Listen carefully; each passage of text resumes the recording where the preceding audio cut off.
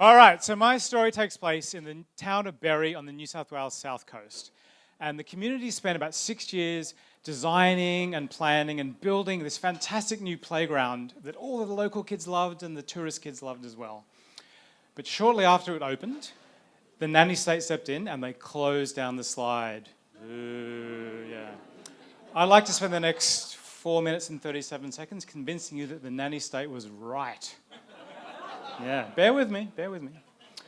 Right, so all the research and studies show that you get your kid and you bring it home from the hospital and you want to wrap it up in cotton wool, but you have to let your kid go out and experience life and fall over and graze their knees and hurt themselves. It's a natural part of growing up, it's a natural part of life. If the kid is never exposed to any risk as a child, they'll get older and there'll be drugs and gambling and they won't know how to handle that because they've never been exposed to any risk. And so it's really important that kids are exposed to manageable risk early on. And that's why these days playgrounds are nature play areas. Lots of ropes, lots of logs, lots of rocks, things where they can get physical and fall over and hurt themselves, in a safe environment. And that's great. That's the way things should be. But in the Berry playground, 2 kids had their legs broken, forcibly broken, when they slid down in tandem. What that means is they were sitting on their dad's lap as they came down the slides. And so the nanny state, the council stepped in and they closed the slide. The community reacted with great vengeance and furious anger. These fucking children are pussies. Kids need to fall. Kids need to fall. These helicopter parents are ruining everything. They also said take the iPads away, which is super weird because iPads were not involved. The other response was sarcasm. Well, when we were kids, we had razor blades and red hot metal and we fell into asphalt and we were fine, so what's wrong with these kids?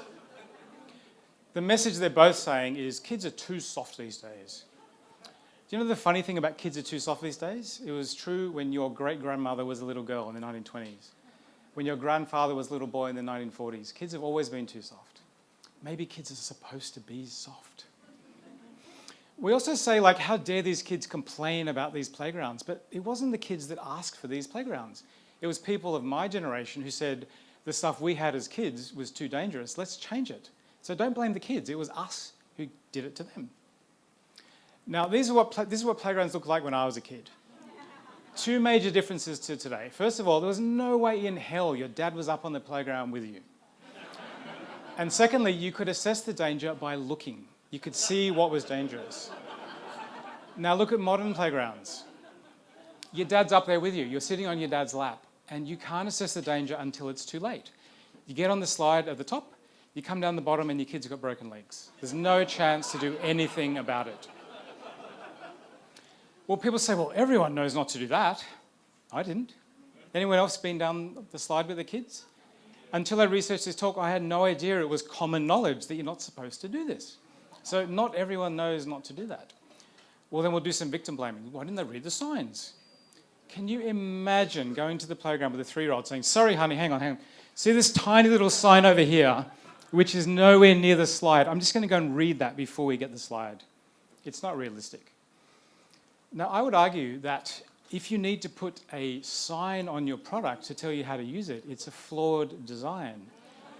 You should be able to intuit how the thing works by looking at it. We're all familiar with those doors where you try and push and pull. Norman doors, thank you. Now, when we're in nature, we know we have to be vigilant. So that's my daughter climbing a rock. I knew to be close, in case she fell. But in nature play, we let our guard down a bit. It's been designed by an engineer. It's been certified by the council. We assume it's a little bit safer. So looking at that design idea, imagine you were designing something that was potentially dangerous if used improperly. How could you design it so that it's natural to use it the safe way? You'd have to work really hard to make that unsafe. Look at this playground here. The slide has a barrier at the top, so only a child will fit. Look at the death slide. A 6-foot-tall adult can easily sit there with a child in their lap. So my simple solution is put a barrier across the top of the slide. There we go. And while we're there, let's put a sign on it, because everyone reads the signs, right? Signs, thank you. That joke was funny when the thing worked. Let me leave you with a couple of thoughts. So kids need a safe space to learn how to fall. Yes, having your legs forcibly broken by your dad, that's not the same thing. Let's not blame kids for situations they had no control over and didn't ask for. And sometimes the nanny state is just trying to save you from yourself. Thank you.